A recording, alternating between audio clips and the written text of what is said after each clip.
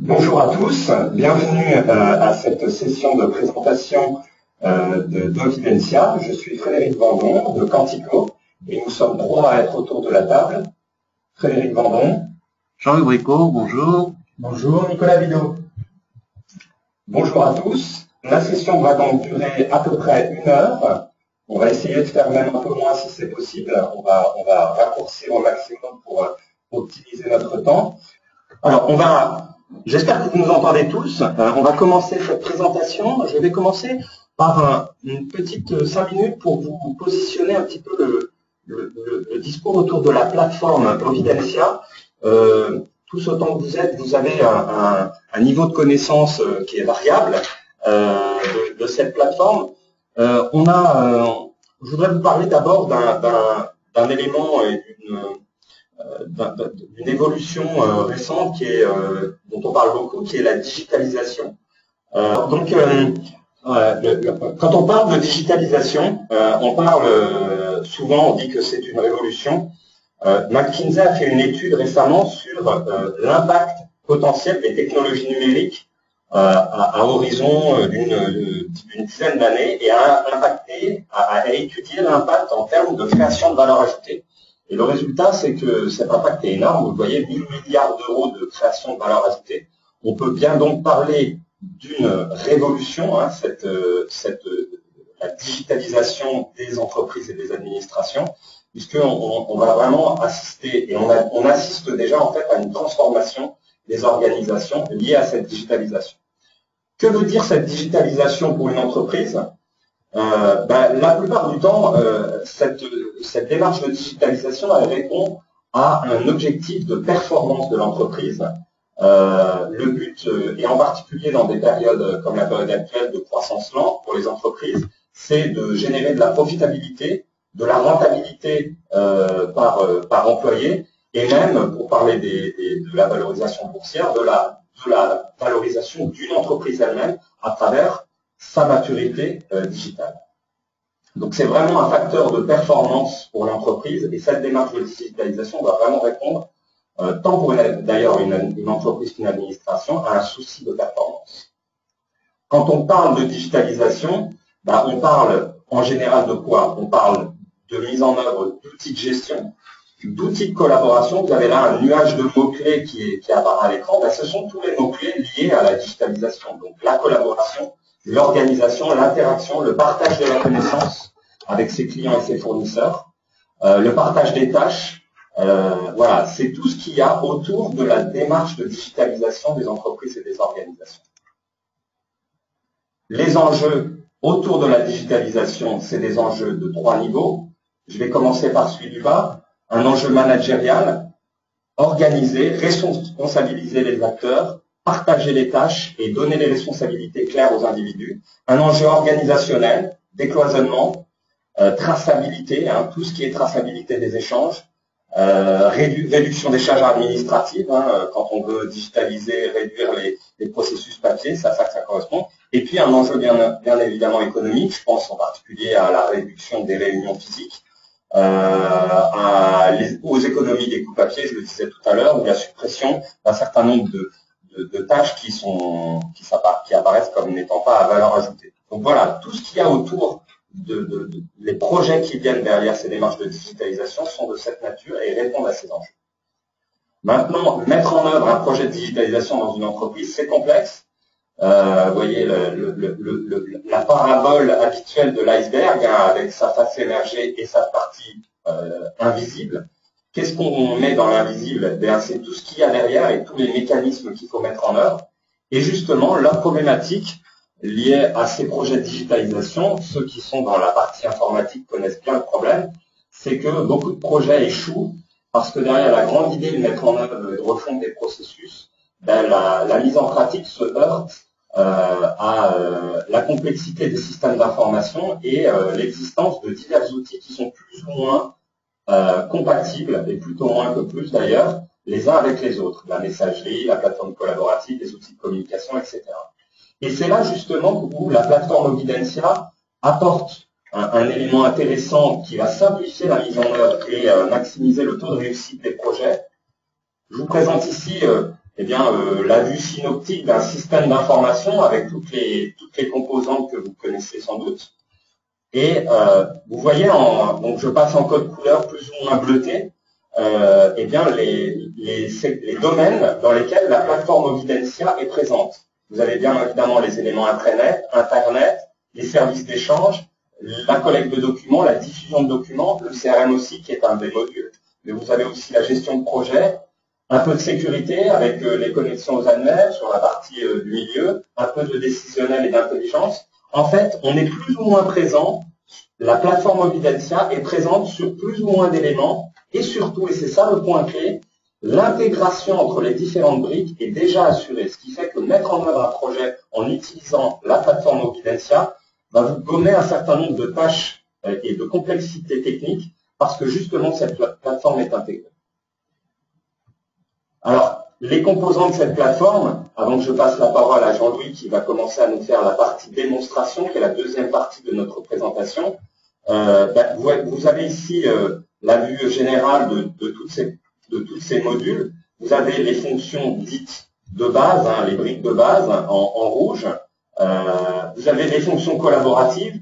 Et puis, on va se concentrer peut-être un peu plus dans cette partie qui est plus fonctionnelle, les applications applicatives.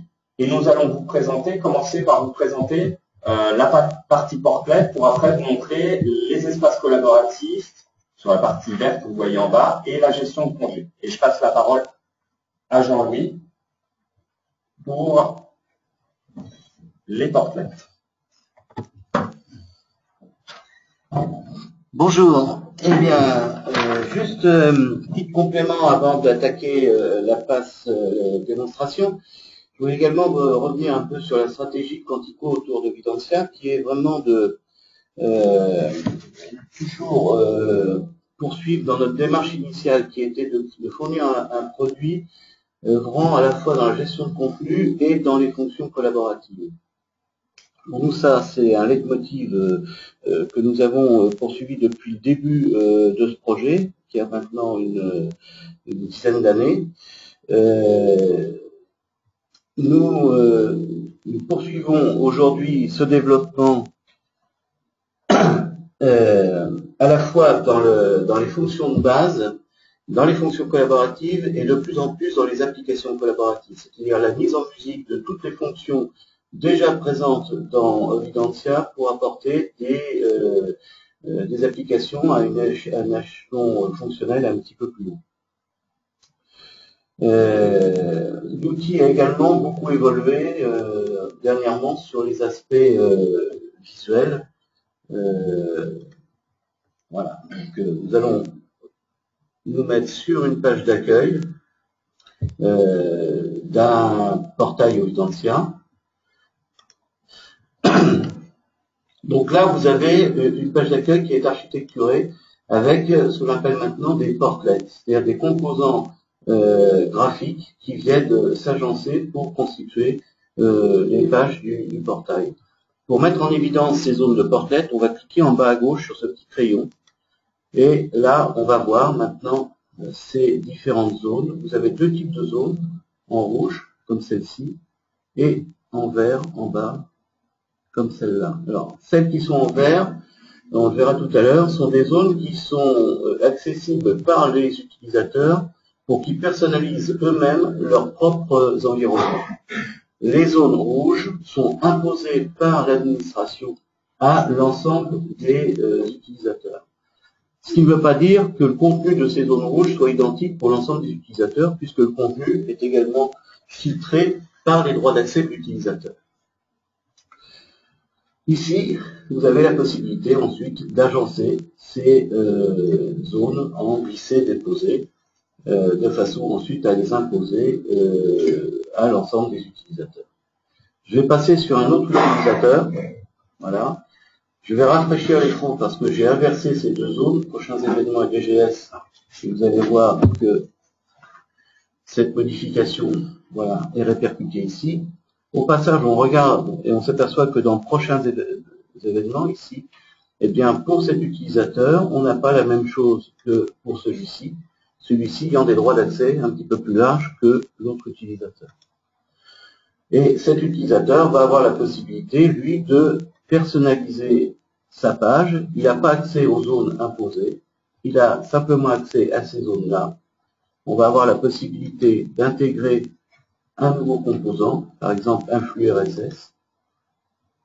C'est le cas ici. Donc là, c'est un petit peu étroit, cette zone. Je vais la déplacer pour la mettre dans une zone plus large. Et là, je vais, par exemple, pouvoir limiter le nombre d'items présentés du flux RSS. J'ai limité ici à 5 le nombre d'items présentés. Voilà. Voilà pour les portlets. Donc c'est une évolution essentielle du portail Evidentia qui permet vraiment à la fois apporter des pages d'accueil beaucoup plus dynamiques, plus évolutives et qui permettent à l'utilisateur de pouvoir personnaliser son propre environnement. Voilà, je vais passer la main à Nicolas. On va alterner les démonstrations entre lui et moi. Là, il va vous présenter maintenant les espaces collaboratifs et je reprendrai la main après pour la gestion des réservations de ressources.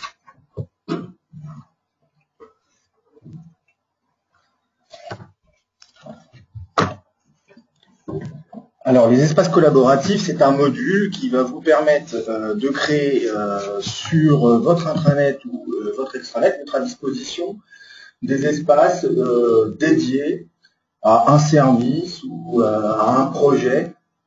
L'idée est qu'un administrateur va avoir la possibilité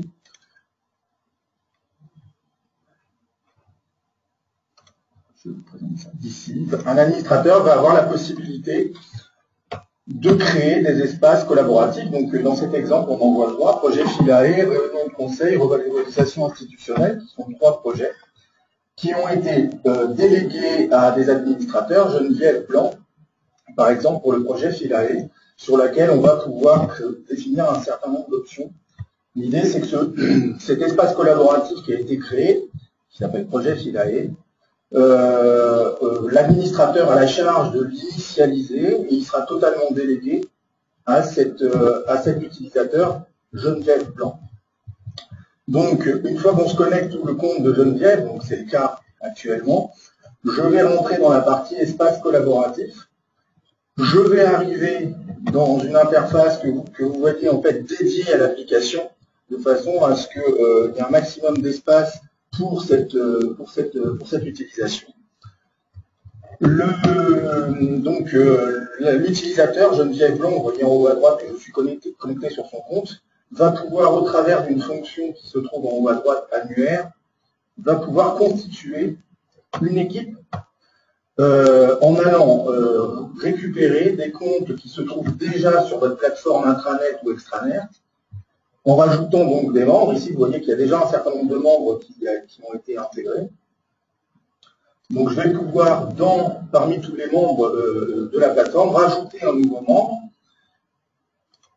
et surtout pouvoir, sur un nouveau membre, lui donner un droit d'accès. Alors, il y a 3 types de droits, le droit de visualisation, le droit de modification et créer un co-gestionnaire, c'est-à-dire quelqu'un qui aurait un droit similaire au nôtre. Donc, on peut définir un profil admin, donc la personne que vous définissez administrateur de cet environnement, par exemple Brigitte Bouvier, vient de passer administrateur de cet espace et au même titre que moi pourra ajouter des membres, etc. Donc cet espace, une fois qu'on a constitué l'équipe, on va pouvoir définir des informations. Donc le premier icône, c'est la page d'accueil. Donc c'est une page qui va être un espèce de récapitulatif de tout ce qui se passe dans cet espace collaboratif. Donc il y a un article ici, vous voyez l'atterrisseur Philae avec des informations, une image. Donc c'est un article qui a été publié. Et sur la colonne de droite, vous voyez en fait un rappel des principales contributions qui ont pu être faites dans les différentes fonctionnalités proposées par l'outil.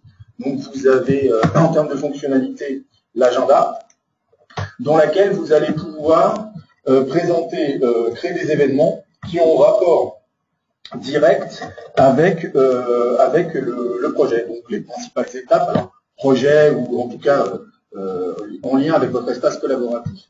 Ce que vous pouvez noter donc ici, c'est que je vais pouvoir créer un événement, que tout ça est relativement simple. Donc ici, vous créez un événement tel que vous pouvez le créer dans les agendas standards que vous connaissez certainement. L'autre élément qui est intéressant, c'est que cette fonction gère ce qu'on appelle le glisser-déposer et donc va pouvoir utiliser cette fonctionnalité. L'autre élément intéressant, c'est que vous noterez sur la gauche qu'on peut donc évidemment voir cet agenda partagé dédié à cet espace collaboratif, mais qu'on va pouvoir le superposer avec son agenda personnel si celui-ci est géré dans Audencia.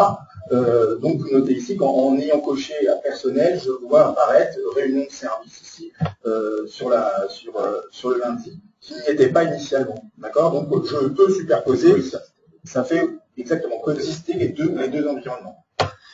Ensuite, toujours donc dans les fonctionnalités, vous avez la gestion de fichiers.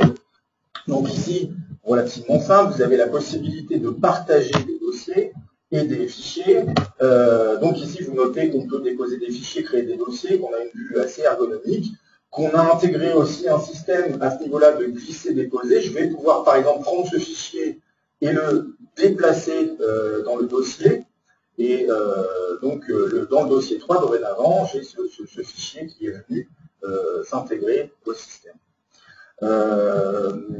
Ensuite, troisième fonctionnalité mise à disposition dans un espace collaboratif, c'est la notion de forum qui est nécessaire en général dans ces contextes-là. Donc, on a la possibilité relativement simplement, très simplement, je dirais même, de créer de nouveaux sujets, de lancer un nouveau débat, un nouveau sujet de discussion. Et derrière, vous allez pouvoir, si vous faites partie de cet environnement, de cet espace collaboratif, répondre, réagir et faire vivre et faire avancer votre projet. Élément suivant, donc on en a déjà parlé, donc c'est l'annuaire. Vous allez pouvoir constituer ici l'équipe. Donc seuls les membres de cet espace auront accès à cet espace collaboratif.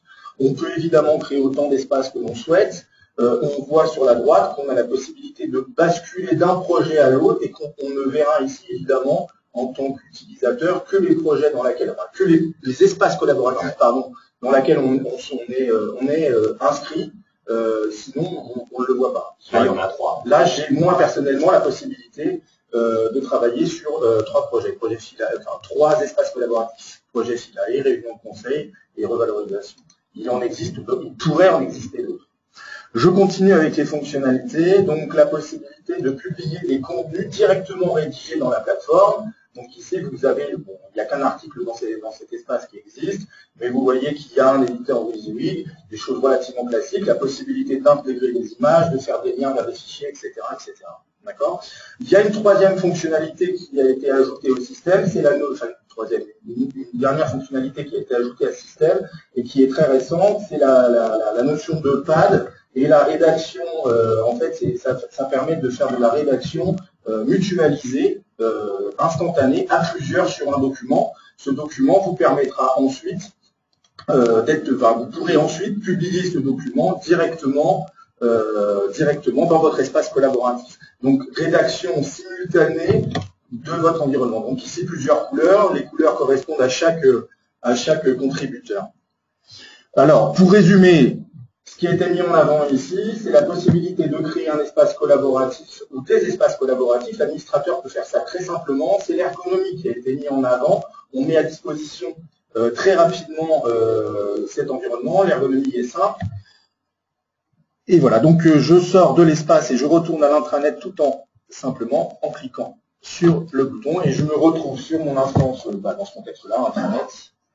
Je vous remercie. Je repasse la main à Jean-Louis pour la suite des démonstrations. Alors, avant que Jean-Louis reprenne, si vous avez des questions à poser, je crois que je ne sais plus si je l'ai dit au début de la session, vous avez tout en bas de votre écran, là, sur le petit outil GoToWebinar, le moyen de chatter. Vous avez un onglet chatter que vous trouvez, il y a un espace où vous pouvez poser vos questions. Donc n'hésitez pas, on vous a demandé si vous nous entendiez, donc j'espère que vous nous entendez, et si vous avez des questions à poser, n'hésitez pas à les poser dans cet onglet, et en fin de session, on traitera toutes les questions qui auront été posées.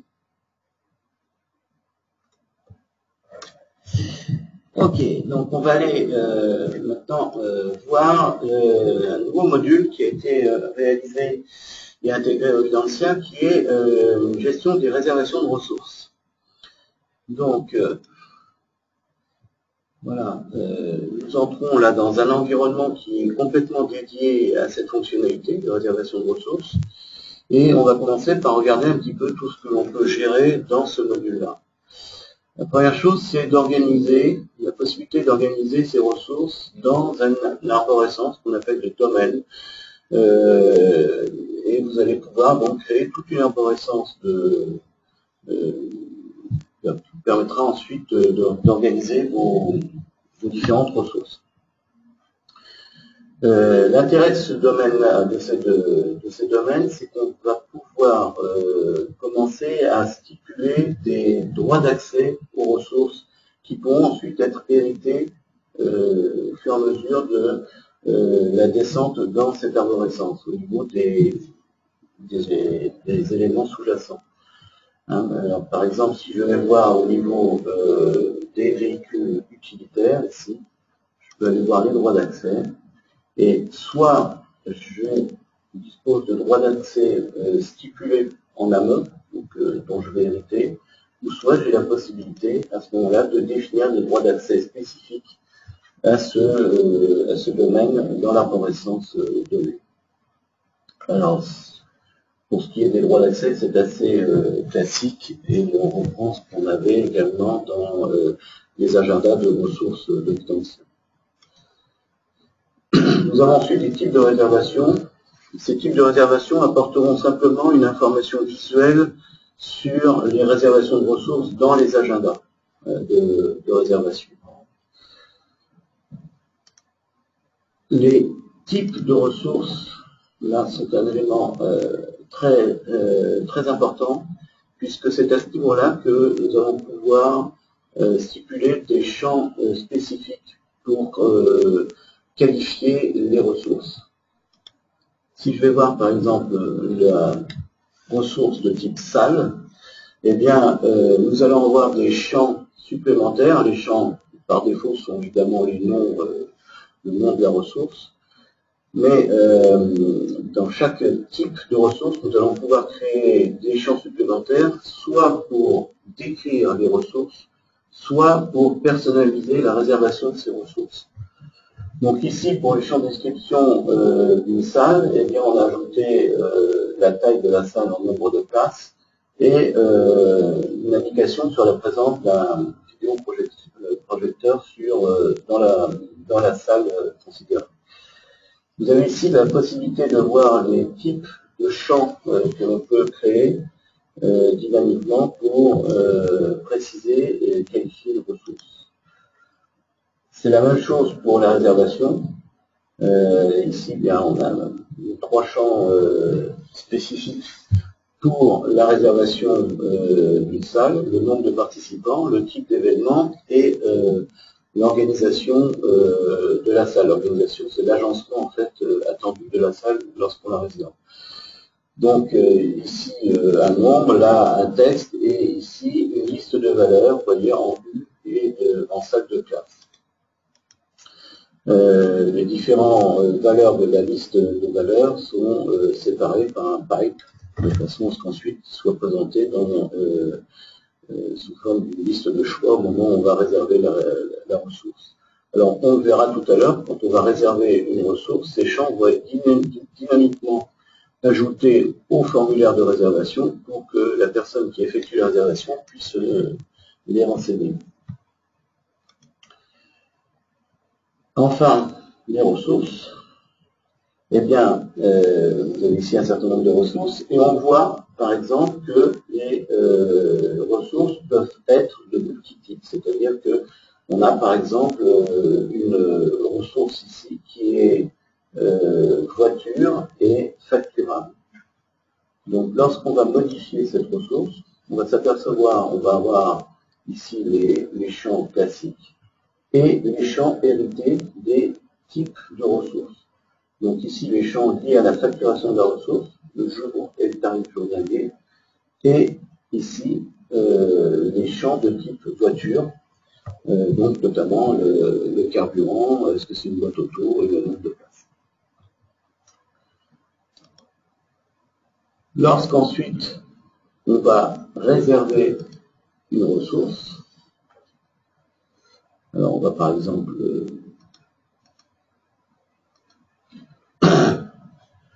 là, vous voyez, on a sélectionné deux véhicules, ou un troisième éventuellement.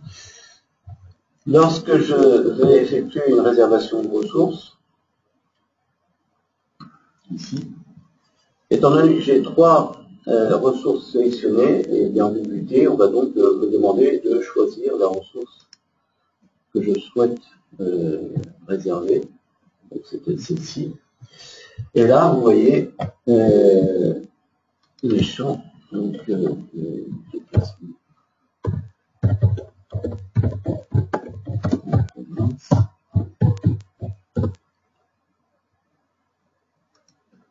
De 9h à 18h.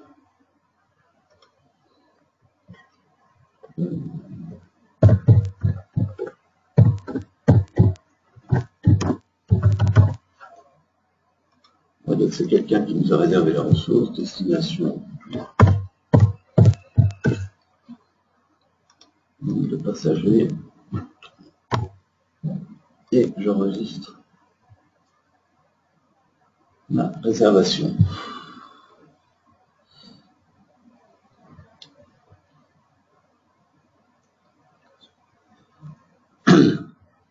Donc cette ressource est l'objet d'une approbation. On ne va pas entrer dans tous les détails parce que ce serait un petit peu plus long, mais il faut savoir qu'effectivement les réservations peuvent être soumises à approbation, classiquement dans Videntia, à partir d'un schéma d'approbation qui peut lui-même être élaboré soit à partir de l'organigramme, si on fait appel aux fonctions des personnes qui vont intégrer le schéma d'approbation, ou en nommant les personnes qui seront appelées à valider la réservation. Bien évidemment, on a plusieurs possibilités de visualisation en mois, en semaine, en jours.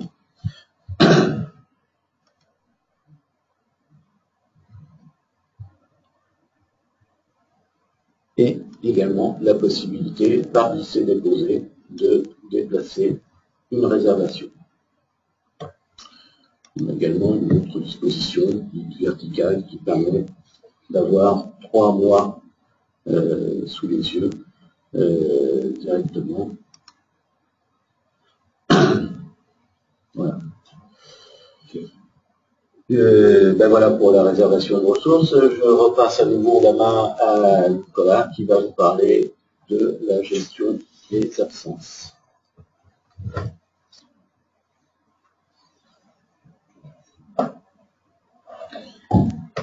Alors, pour la partie gestion des absences, alors c'est encore une fois un module fonctionnel qui vient s'intégrer totalement à la fonctionnalité d'Ovidentia, aux fonctionnalités déjà existantes d'Ovidentia, et donc je vais quand même vous présenter le concept général de l'outil au travers de cette présentation.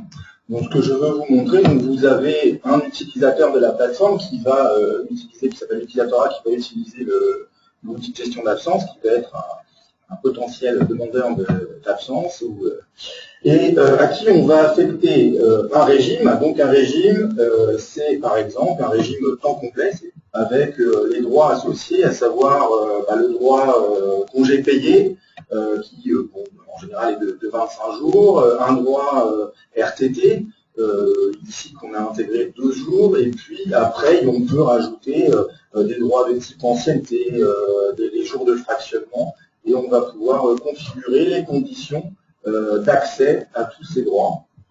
Et tout cela pour la période, bon ici, ce qu'on pourrait imaginer que ce soit pour la période 2014-2015, si vous êtes sur 1er juin, 31 mai, pour la gestion de vos absences. Donc ce package, on va l'affecter à l'utilisateur, on va aussi définir son rythme de travail. Le rythme de travail pour cet agent-là, pour cet utilisateur, donc c'est le lundi, mardi, mercredi, jeudi, vendredi, Et puis, on va pouvoir associer enfin un schéma d'approbation. Jean-Louis vous en a parlé sur la démo précédente, un schéma d'approbation donc tel qu'il est intégré pour le reste des fonctionnalités, donc il peut s'appuyer sur un organigramme et sur des fonctions type supérieur hiérarchique, ou qui pourraient potentiellement être nominatifs, et on peut utiliser effectivement aussi des étapes de validation. Enfin, on va pouvoir aussi affecter la possibilité à cet utilisateur de faire des demandes de récupération. Par exemple, il a travaillé un week-end, il a travaillé sur un salon, et à ce moment-là, il va faire une demande de récupération qui passera aussi par un schéma d'approbation qui pourrait être différent des demandes d'absence. L'autre élément qui est géré par un outil, c'est tout ce qui est lié au CET, au compte épargne temps. On va pouvoir proposer de mettre dans un CET des jours de congés payés sous certaines conditions. Donc, ce que je vous propose, c'est maintenant de vous montrer une interface pour cet utilisateur. Alors, on bascule. On va prendre le cas, là je suis connecté sous le nom d'Alexandre Meunier, donc ce qu'il faut savoir, c'est que cet agent-là, cet utilisateur, il a un profil 80%, c'est-à-dire qu'il ne travaille que 4 jours sur 5 et il ne travaille pas donc le mercredi. Donc il travaille lundi, mardi, jeudi, vendredi. Donc dans l'outil, il a accès à la fonction absence, on a intégré ici en bouton d'accès direct ce bouton, je clique dessus. À ce moment-là, je vais accéder à une interface qui va par défaut vous présenter toute l'historique des demandes qui ont pu être effectuées et l'état dans lequel elles se trouvent. Donc ici, on note qu'il y a des demandes en attente d'approbation par son supérieur hiérarchique qui est Geneviève Blanc. On a une information sur la date de début, date de fin. Il a la possibilité de modifier cette demande ou de la supprimer tant que celle-ci n'a pas été validée. Alors, lorsque j'ai besoin, l'autre élément important, c'est que j'ai la possibilité d'accéder à mon planning. Évidemment, donc je vois mon planning d'absence. Donc rapidement, ici, vous voyez qu'il y a une légende associée à ça. Donc les jours qui sont assurés comme ceci, ce sont les jours qui sont non travaillés. Donc les week-ends et le mercredi pour cet utilisateur. Donc ici, on a lundi, mardi, mercredi, je ne travaille pas, jeudi, je travaille, donc je travaille. Le samedi et dimanche, évidemment, je ne travaille pas, etc., etc. Ensuite, les autres cases colorées, ce sont des journées sur lesquelles l'utilisateur a déjà effectué des demandes et sur lesquelles il ne pourra pas effectuer. Ensuite, les différentes couleurs, c'est en fonction du type de la demande d'absence qu'il a effectuée. Donc ici, en bleu, on voit que c'est du congé payé annuel qui a été utilisé sur la couleur brun, et ici, là, c'est plutôt du DRTT. Quand elles sont assurées et bleues ici, c'est qu'elles sont en demande, que les demandes n'ont pas été validées par vous. Et voilà. Quand elles sont pointillées comme celle-ci, ce sont des demandes dites prévisionnelles. C'est simplement que l'agent a intégré dans son système une demande qui, derrière, ne part pas en approbation. C'est juste pour organiser, entre guillemets, son activité. Il sait que potentiellement, dans ces eaux-là, il va partir. Voilà, donc ici, comment ça se passe? Je fais une demande d'absence en cliquant sur ce bouton-là. On retrouve son planning. Je vais pouvoir sélectionner donc la date de début, la date de fin de ma demande d'absence. Cliquer sur le bouton de demande d'absence. On notera qu'on a la possibilité, si c'est nécessaire, de faire des demandes d'absence récurrentes. Une fois que j'arrive sur la deuxième étape, telle que vous la voyez ici, on vous propose tous les droits qui sont disponibles pour cet agent en fonction de toutes les conditions qui auront été intégrées à la gestion de l'outil. Donc ici, vous avez par exemple 12 jours, il vous reste un solde de 12 jours sur les congés payés, donc 80% sur la période 2014-2015. Je vais utiliser un de ces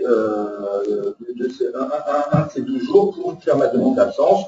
On voit qu'on a la possibilité ici de gérer les RTT sur laquelle il reste 4 jours. Je respecte les conditions d'ancienneté 30 à 39 ans, donc j'ai eu le droit à 3 jours supplémentaires. Il y a des notions de gestion de RTT fixe.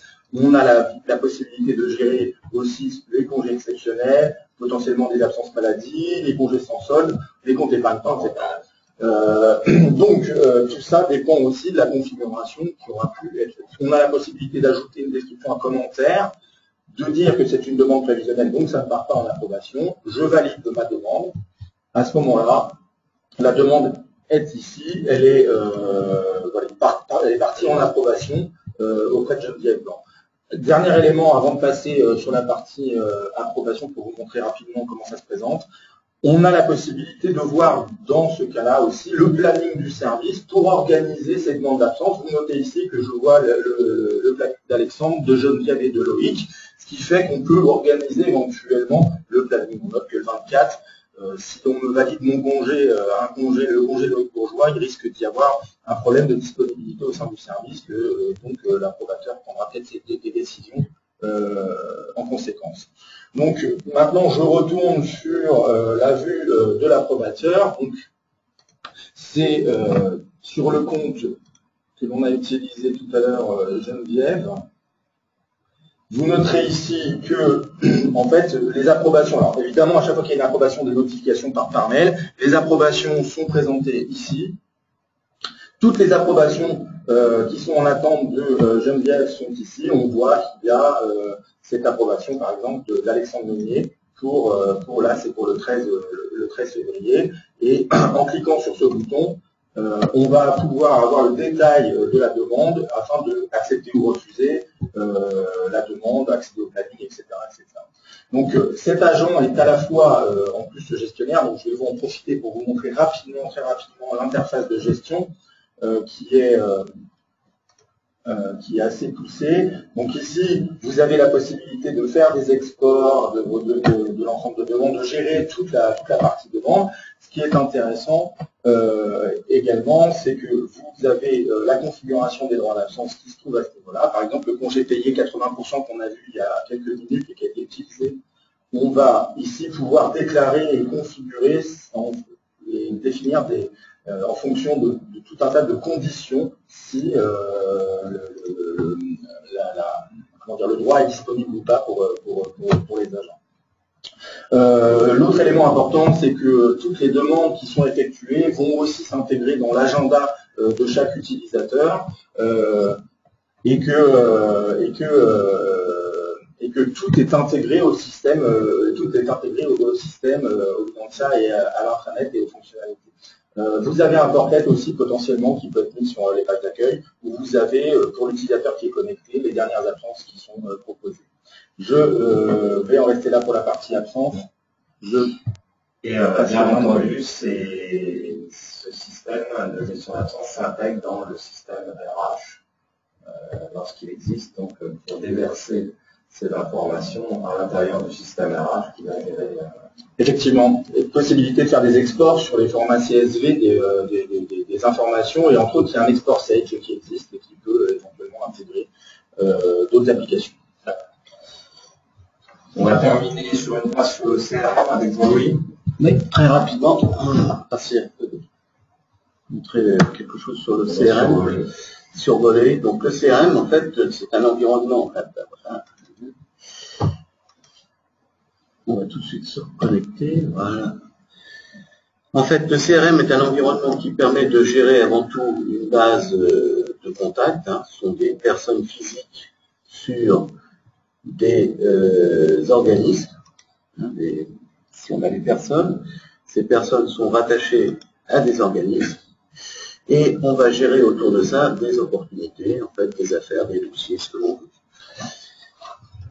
Et lorsqu'on a une opportunité, eh bien, on va avoir la possibilité de voir sur quel organisme cette opportunité porte, évidemment avec des petits gadgets de ce type-là. Le contact référent, c'est une personne de l'organisme avec qui nous sommes en contact pour ce projet-là.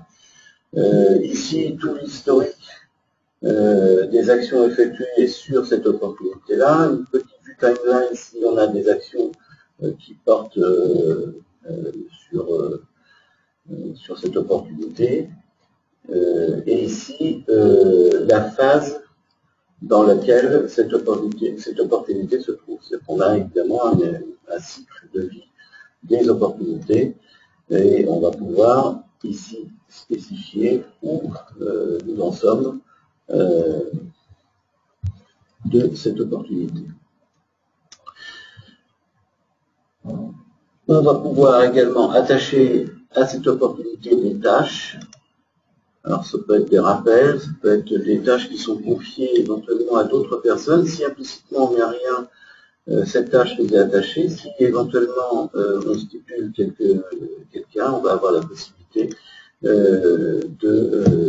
d'affecter cette tâche à un utilisateur du portail. On a également la possibilité de créer des équipes. Les équipes, c'est en général des personnes qui travaillent autour de cette opportunité, pas forcément dans notre entreprise. Ça peut être par exemple des sous-traitants, ça peut être des partenaires, ça peut être des personnes extérieures qui vont être partie prenante sur ces opportunités. On a également la possibilité de fixer des tags, et des tags étant des étiquettes qui vont nous permettre de retrouver les différentes opportunités. En fait, ça s'applique aux opportunités, aux contacts, aux organismes. Et on va avoir la possibilité, par exemple, comme des hashtags. Oui, ce sont des étiquettes qui vont permettre de qualifier cette opportunité. Par exemple, on va pouvoir, je vais faire par exemple sur un organisme, on va dire que cet organisme, on l'a rencontré au salon de l'innovation 2014. Voilà, ce tag va être ajouté et éventuellement on va pouvoir le réutiliser sur un autre organisme. N'importe où. Par exemple, salon de l'innovation 2014, ajouté ici.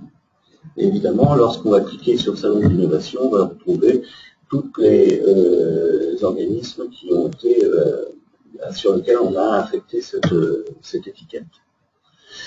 Alors, on va pas avoir le temps d'aller bien plus loin sur la partie CRM, c'est un énorme module sur lequel on va pouvoir vraiment suivre toute une activité. Peut-être mentionner la facturation. Oui, on a la possibilité maintenant dans le CRM de pouvoir produire des devis, enregistrer les commandes, effectuer la facturation, et on va même maintenant sur des activités de service pouvoir suivre les relevés d'activité et ainsi voir, faire une mesure de rentabilité des projets. Donc on va au-delà du CRM et on commence à attaquer presque la gestion intégrée de façon à faire presque du contrôle de gestion. Alors, c'est très vaste comme tu dis. Il nous faudrait même bien plus d'une heure pour pouvoir passer en revue tous les composantes rien que dans le CRM, et puis même au-delà de la présentation elle-même, il y a des choses qu'on n'a pas montrées, je pense en particulier aux organigrammes qu'on n'a pas développés ou au module de gestion de projet. On a pris le parti sur ce format court d'une heure de montrer l'essentiel avec une vue la plus fonctionnelle possible. Je disais tout à l'heure que tout le travail d'intégration entre les composants a été fait, ce qui fait qu'un projet sur une plateforme Evidensia présente l'intérêt majeur d'être plus rapide à mettre en œuvre à un coût inférieur. Mais ça, c'est difficile de le démontrer, donc ça, il faudra, si vous avez des réflexions en la matière, qu'on continue après cette réunion avec vous à discuter en fonction de vos besoins de la mise en œuvre d'un projet chez vous. Très bien. Eh bien, écoutez, on ne voulait pas déborder, il va bientôt être midi, l'heure de vous libérer. On vous remercie tous. On ne s'attendait pas à avoir autant de participants à cette session. J'espère qu'elle a été utile pour tous. Dernier point, la session va être enregistrée. On va essayer de poster ça sur une plateforme de vidéo, donc vous pouvez la retrouver et on vous enverra les pointeurs si vous voulez la revoir. Merci à tous pour votre participation. N'hésitez pas à revenir vers nous si vous avez des questions particulières, vous voulez qu'on traite en privé. Merci à tous, bonne journée et à bientôt. Au revoir. Merci, au revoir.